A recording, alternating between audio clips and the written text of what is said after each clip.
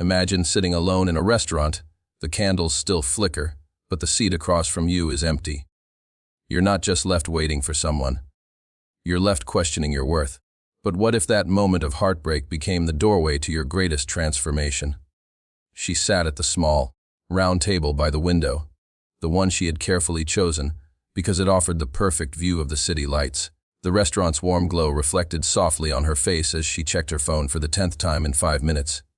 Messages sent, no replies. Calls unanswered. The waiter approached politely for the 3rd time, asking if she was ready to order, and she smiled awkwardly, her voice trembling. Just a few more minutes. Please. Her heart clung to hope, even as time whispered the truth she didn't want to face. He wasn't coming. The laughter from nearby tables echoed like cruel reminders of her solitude. It wasn't just that she was alone. It was that she had been left alone. As the minutes stretched into hours, the silence around her grew heavier. The restaurant wasn't quiet. It was filled with conversations, the clinking of silverware, and music, yet she could hear the emptiness louder than anything else. Every sound seemed to mock her, every passing glance from a couple, every curious stare from strangers wondering what happened to the person who was supposed to be sitting across from her. The empty chair became a symbol of every broken promise she'd ever believed in. In that moment, she wasn't just waiting for someone, she was waiting for validation that she mattered enough for someone to show up. When the waiter returned once more, she finally gave up pretending. Her smile faltered, and she nodded. "I'll just take the check," she whispered, though she hadn't ordered a single thing. It was one of those moments that felt small on the surface. A missed dinner, a no-show date. But beneath it lay the weight of something much deeper. She wasn't crying because someone didn't come. She was breaking because she had built an entire story in her mind where someone would stay. And that story had just collapsed in silence. She pulled out her phone again, scrolling through old messages, reading his words as if searching for clues she might have missed. "Can't wait to see you. You're amazing. Tonight will be special." Each message felt like a lie now, but she couldn't help rereading them. Because when you've believed in someone, it's hard to accept that they didn't believe in you the same way. The hardest part wasn't losing him. It was losing the version of herself that believed she was finally enough for someone to stay. Her confidence began to fade under the dim light, replaced by questions that cut deep. Was I too much? Too little? Too boring? Too real? Around her, life carried on as if nothing had happened. A couple toasted to an anniversary at the next table. A family laughed as their kids spilled juice on the floor. Everyone seemed connected, loved, chosen. Meanwhile, she sat there with her untouched water glass, tracing circles on the rim, trying to steady her breathing. It wasn't just embarrassment, it was exposure. She felt seen in the worst possible way, like the whole world had caught her in a moment of vulnerability. Every laugh in the room felt like it was directed at her, every glance a silent judgment. Poor girl. She got stood up. But what the world couldn't see, what she herself didn't yet realize, was that this wasn't the end of her story. This was the chapter where she would learn the difference between being alone and being abandoned. In truth, she wasn't abandoned. She was being given space to see her worth without needing it reflected in someone else's eyes. Still, in that moment, the pain was raw, real, and unfiltered. It wasn't poetic. It wasn't a lesson yet. It was just heartbreak, quiet, humiliating, and human. She paid the bill and stood up slowly, forcing herself to keep her head high. Her reflection in the restaurant's glass door stared back at her, fragile but dignified. She could have run out crying, but she didn't. She walked out with grace, though every step felt heavier than the last. That night, as she rode home under the dull hum of streetlights, she didn't know she was on the edge of transformation. Right then, all she knew was that she'd been left alone, and that it hurt in ways words could barely touch. Yet, sometimes, the universe breaks you quietly before it begins to rebuild you beautifully. She was about to leave. Her fingers clutched her purse, her eyes lowered to the floor, hoping no one noticed the sadness trembling in her smile. But someone did notice. A man seated a few tables away had been watching, not out of curiosity, but out of quiet empathy. He wasn't the kind of man who interrupted strangers, nor did he find joy in other people's pain. But there was something about the way she looked, that mixture of strength and heartbreak, that stirred something human in him. He waited a moment, then stood up, his steps slow, deliberate, respectful. As she reached for her coat, a gentle voice spoke from behind her, calm and steady. "Excuse me." She turned, startled, her eyes red but trying to hide it. He smiled, not the charming kind, but the genuine one people give when they expect nothing in return. "I couldn't help but notice," he said softly. "You've been waiting a long time. I just wanted to say whoever didn't show up tonight, he'll regret losing you." For a second, time stopped. The noise of the restaurant faded, and her heart skipped in disbelief. Those words, simple, unexpected, and kind, felt like a spark in the middle of her storm. She blinked, unsure how to respond. No one had ever said something like that to her before. Most people would have looked away, uncomfortable with someone else's pain. But this stranger didn't look away. He stepped toward it, not to rescue her, but to remind her she didn't need rescuing at all. He gestured toward the empty seat. "May I?" he asked, his tone polite, cautious. She hesitated but nodded, partly because she didn't want to be alone, and partly because something about him felt safe. He sat down, not too close, not too bold, and simply said, "You don't deserve to be sitting here, thinking you're the problem." Some people don't know how to recognize gold when they find it. They mistake real for complicated and easy for valuable. She stared at him, trying to find words. Her mind was still tangled in disbelief. "You don't even know me," she said quietly. He smiled again, eyes kind. "Maybe not. But I can see how you carry yourself, with class, with patience, with hope. And that tells me enough." His words weren't flirtatious, they were sincere, spoken like someone who understood what dignity looks like even in heartbreak. For the first time that night, she laughed. A small, surprised laugh that escaped before she could stop it. It wasn't joy exactly, but it was relief. They talked for a while. Not about the man who left her waiting, but about life choices and how people often hurt others when they're unsure of themselves. He told her about his own failures, times when he'd been too focused on success to see the value of the people around him. There was no arrogance in his tone, no attempt to impress. It was humility, the kind that comes only from lessons learned the hard way. She listened, feeling the heaviness in her chest begin to lift. At one point, he said something she would never forget. "You know, sometimes life embarrasses us before it elevates us. Tonight feels painful, but someday, you'll look back and realize this moment didn't break you. It redirected you." She felt the truth in his words settle into her heart like warmth after a long winter. It wasn't just what he said, it was how he said it without pity, without trying to fix her, just offering a mirror to remind her of her worth. Before he left, he stood, placed his card on the table and said, "If you ever want to talk, not as a favor, not as pity, just as two people who understand what it's like to start over, call me." He smiled once more and walked away. She stared at the card. The name on it made her blink twice. Alexander Hayes, a billionaire entrepreneur she'd read about in business magazines, known for his philanthropy and quiet nature. It wasn't just his wealth that shocked her. It was his humility, the way he treated her as an equal when she felt like nothing. That night, as she rode home, she held his words close to her heart. It wasn't about romance. It was about restoration. A stranger had seen her when she felt invisible, had spoken kindness when the world offered silence. And somehow that one moment, that single sentence, "He'll regret losing you," began to rebuild the confidence she thought she had lost forever. In life, we often underestimate the power of simple compassion. A few genuine words can change someone's entire perspective. That night wasn't about being saved by a billionaire. It was about rediscovering the value of empathy, respect, and seeing someone's worth beyond appearances. For her, it was the first flicker of light after a long stretch of darkness. And for him, it was a reminder that true power doesn't come from wealth. It comes from kindness. The next morning felt different. The ache from the night before was still there, quiet, lingering, but beneath it there was something else, something new. It wasn't happiness, not yet, but it was the faint pulse of strength beginning to stir again. As she stood in front of her mirror, the same woman stared back. Same eyes, same hair, same face. Yet she didn't look defeated anymore. For the first time in a long time, she wasn't looking for what someone else might see in her reflection. She was trying to see herself. She brewed her morning coffee and sat by the window, watching the sunrise pour gold across the skyline.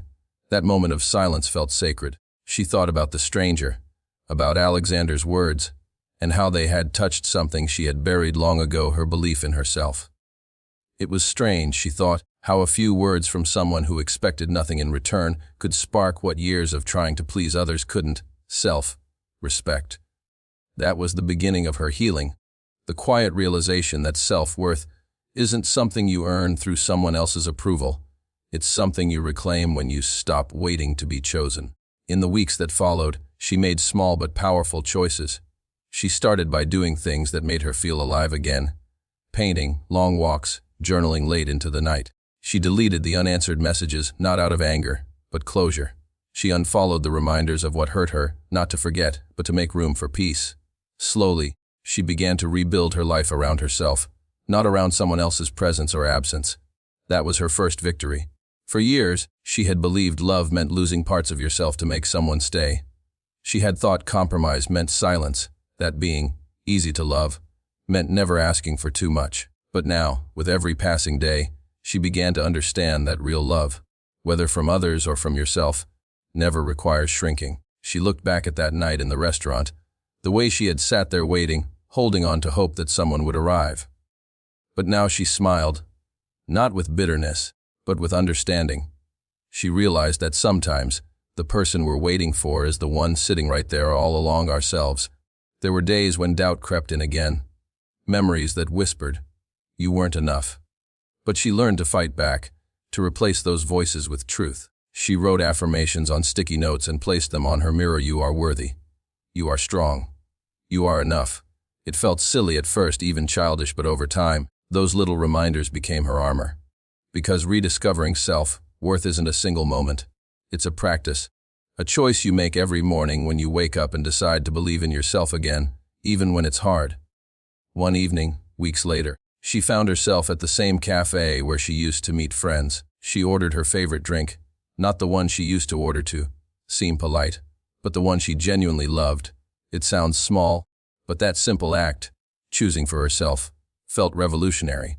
She laughed at how she used to edit even her preferences to fit into someone else's comfort. That night, she raised her glass to no one but herself. It wasn't loneliness, it was freedom. As her confidence grew, so did her clarity. She began setting boundaries, saying no to people who drained her energy and yes to opportunities that scared her in the best way. She applied for a new job, took a solo trip, and rediscovered the thrill of doing things without needing validation. The world hadn't changed, she had, and that change was magnetic. People began to notice her differently, not because of how she looked, but because of the calm assurance she carried. Sometimes, when she thought about Alexander, the man who had spoken kindness that night, she realized that his role wasn't to save her. He had simply reminded her of what she already had. His words had been a mirror, reflecting back a strength she had forgotten. And maybe that's the most powerful form of kindness, not rescuing someone, but reminding them that they've always had wings. Months later, when she passed by the same restaurant, she paused for a moment at the door. The memory of that night no longer stung. Instead, it felt distant, like a story that happened to someone she used to know. She smiled softly, whispering to herself, "You made it through." And in that quiet, she understood what true self-worth feels like: not pride, not arrogance, but peace. The kind of peace that doesn't depend on who stays or leaves, because it comes from within. Rediscovering her self-worth didn't make her untouchable, it made her whole. She still felt, still loved, still hoped, but now from a place of strength, not fear, and that made all the difference. Because when you finally see your own value, you stop begging others to notice it. You become the kind of person who no longer waits to be loved. You are love. It's strange how time can soften even the sharpest pain. What once felt unbearable eventually becomes a story, one that no longer hurts, but teaches. For her, that transformation didn't happen overnight. It came slowly, through quiet realizations, small acts of courage, and the growing awareness that sometimes the worst moments of our lives are the ones that shape us the most. She began to see that being left alone that night wasn't a punishment, it was a lesson wrapped in heartbreak. One morning, while walking through the park, she noticed how the sunlight filtered through the trees, the same trees she used to pass without noticing. She realized how, for so long, she'd been walking through life half-present, too focused on what she didn't have to appreciate what she did. That single change, noticing, was her first glimpse of perspective. Pain had forced her to slow down, to look at life differently. It had stripped away illusions and left only truth. She was enough, with or without anyone sitting across the table. She started journaling her thoughts every evening. At first, her words were heavy, filled with anger, regret, and self-doubt. But with time, her tone shifted. The same pages that once recorded her heartbreak began to tell a story of gratitude. Gratitude for lessons, for growth, and even for the people who had hurt her, because without them, she wouldn't have learned to stand alone. Rejection, she wrote one night, is not the end of love. It's the beginning of self-respect. Those words became her mantra. The more she reflected, the clearer it became that perspective wasn't about pretending pain didn't exist. It was about choosing what to do with it. She could let it define her, or she could let it refine her. And so she began to use her pain as fuel, to work harder, dream bigger, and live more fully. She poured her energy into self-improvement, reading, learning new skills, and pursuing ambitions she once thought were out of reach. Every small achievement reminded her that she wasn't broken. She was rebuilding, stronger than before. People around her started to notice the change. Friends who once pitied her now admired her. Her quiet confidence radiated in ways words couldn't describe. Even her posture changed. She stood taller, spoke clearer, smiled with genuine peace. She wasn't trying to prove anything anymore. She had shifted from seeking validation to celebrating growth. That was the true power of perspective, realizing that the same situation that once made you feel like a victim could, through time and strength, make you victorious. There were moments when memories of that night still flickered. The empty chair, the untouched glass of water, the embarrassment. But instead of wincing, she smiled. "Thank you," she whispered softly to the version of herself who endured it. That younger, hurting version had carried her through the fire, without knowing she was walking toward freedom. It wasn't the pain itself that made her stronger. It was what she decided to see through the pain. One evening, while attending a charity gala, she saw him, the billionaire, Alexander Hayes, across the room. Months had passed since their brief encounter, but his words had stayed with her every day. When their eyes met, he smiled knowingly, as if to say, "You made it." He approached her not with grand gestures, but with quiet pride. "I told you," he said gently, "who'd regret losing you." She laughed, the sound light and confident. "Maybe," she replied, "but I don't."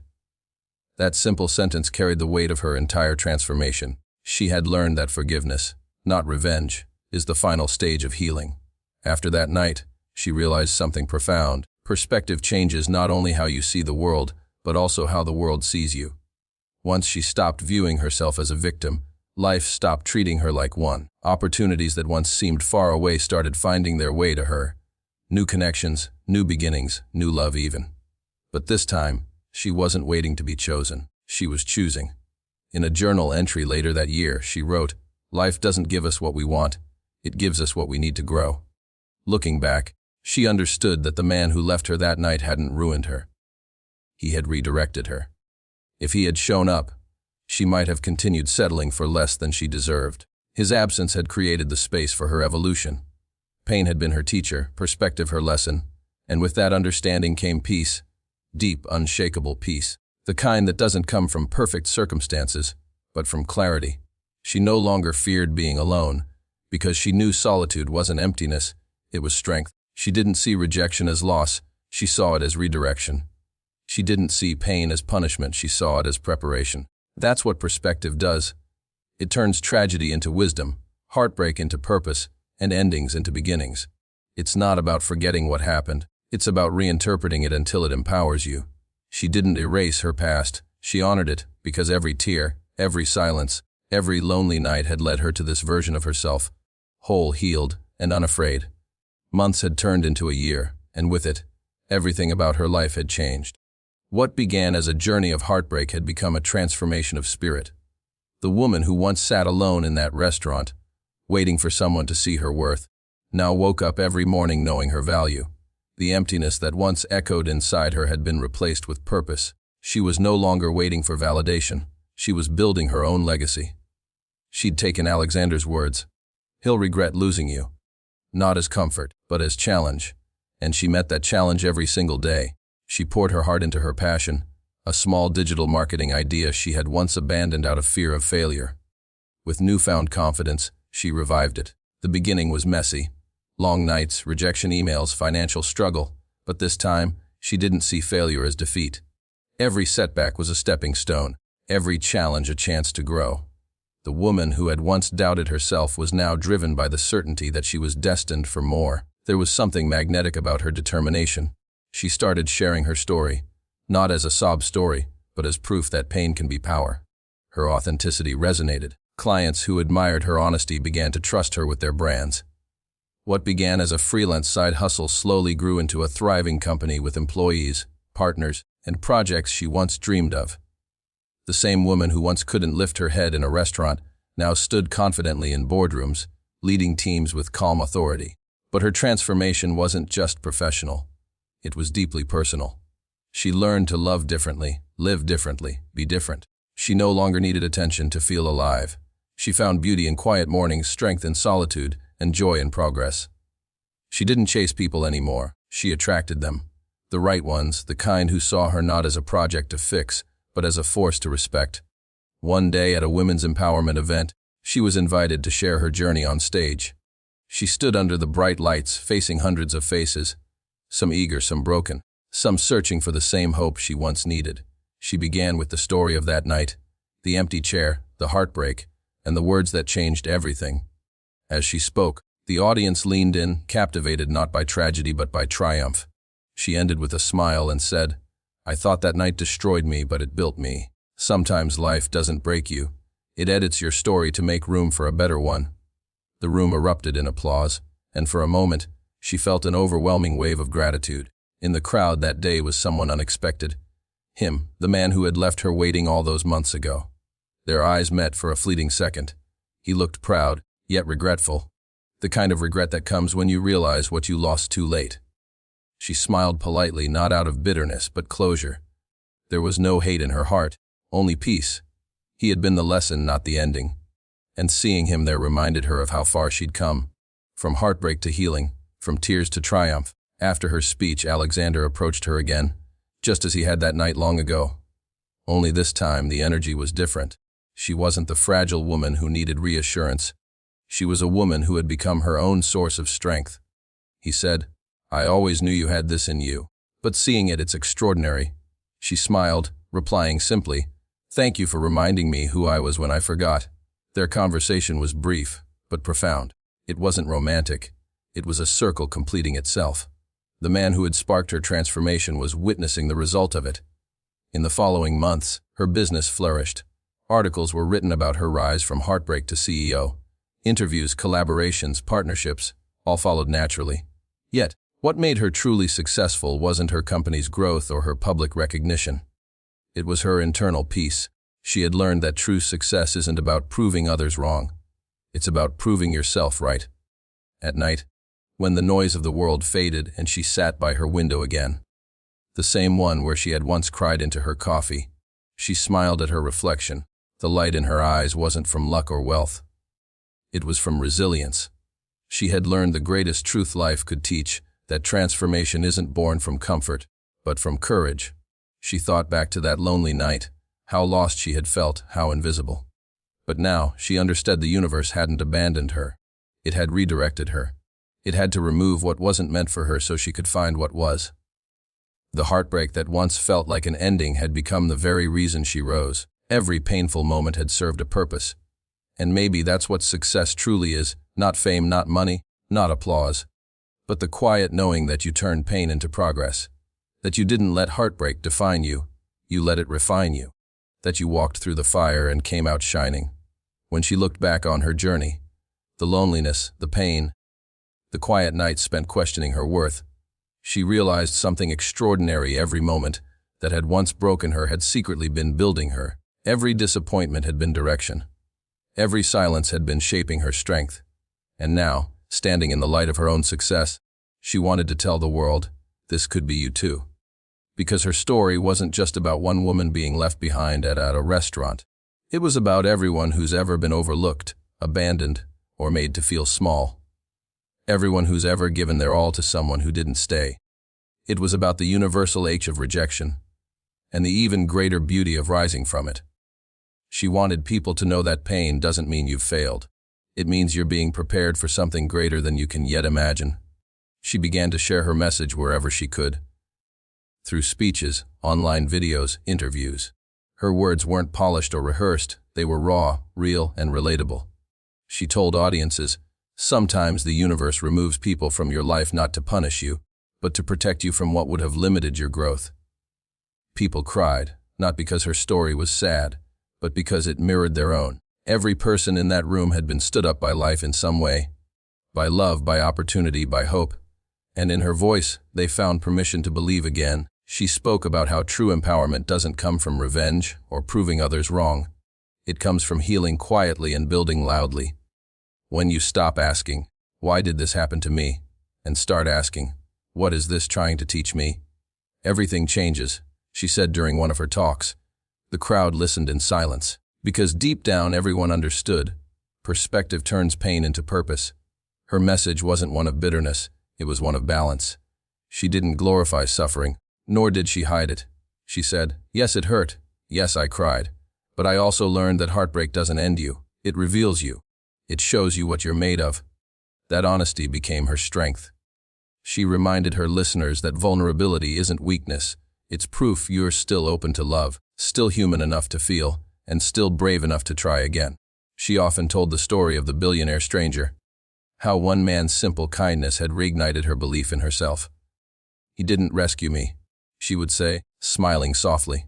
"He reminded me that I didn't need rescuing." Those words became a global echo, quoted, shared, repeated. Because they spoke a truth most people forget. You already have everything you need to heal inside you.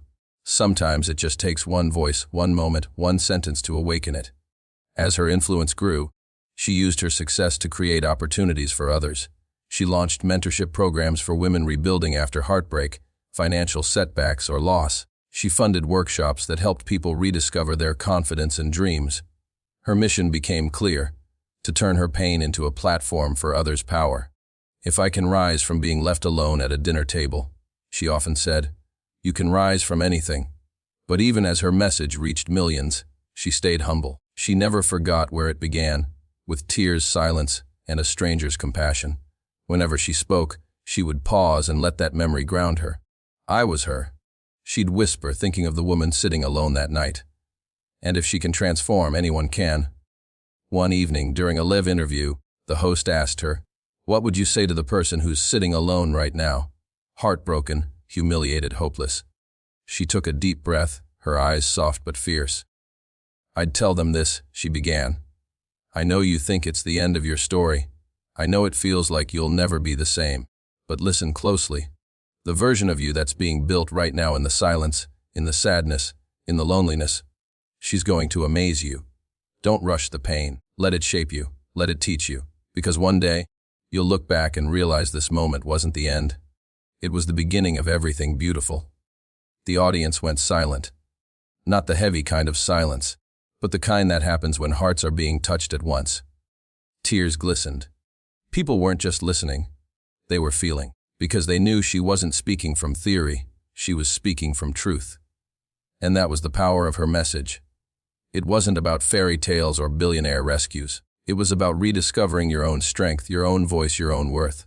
It was a reminder that kindness heals, perspective transforms, and self-love redeems. She often closed her speeches with one simple line, a line that had become the heartbeat of her message. "Sometimes the people who walk away are doing you a favor. They're making space for the person you're meant to become." And as those words echoed through the hearts of her listeners, they didn't just hear her story. They saw themselves in it. Because in the end, her message wasn't about being left behind. It was about learning that when someone walks away, your story doesn't end, it begins. And so, her story didn't end at that empty table. It began there. The night she thought was her breaking point became her rebirth. The moment that humiliated her became the moment that humbled her, and then healed her. That single act of kindness from a stranger became a spark that ignited an entire fire within her. A fire that turned pain into passion, rejection into redirection, and loneliness into leadership. She learned that being left behind doesn't make you unworthy. It makes you ready. Ready to meet the version of yourself that doesn't settle. Ready to walk away from what no longer values you. Ready to see that you were never waiting for someone else, you were waiting for yourself to show up. So, the next time life leaves you sitting alone, whether at a table, in a room, or in your own heart, don't see it as abandonment. See it as awakening. The world isn't ending. It's rearranging. The people who walk away aren't your loss. They're your lesson. They're the proof that sometimes life must subtract to multiply your worth. Remember this, you are not defined by who left you, but by who you became after they did. The pain you feel today will one day be the power you carry. The tears that fall tonight will one day water the garden of your strength. Because life has a beautiful way of breaking you just enough to rebuild you into something stronger, wiser, and braver than before. And when that day comes, when you look in the mirror and see the person you've become, you won't wish they stayed. You'll thank them for leaving. Because their absence created the space for your greatness to enter. So rise. Rise from the silence, from the hurt, from the table where you were left sitting alone. Rise for every version of yourself that once doubted her worth. Rise for the woman who waited, the woman who cried, and the woman who finally realized she didn't need anyone's permission to shine. And if anyone ever tells you that you're not enough, smile and remember this story. Remember that the same woman who was once left alone on a date became the woman who owned her destiny. Because in the end, the greatest revenge isn't proving them wrong, it's proving yourself right. You were always enough. You always will be, and the best is yet to come.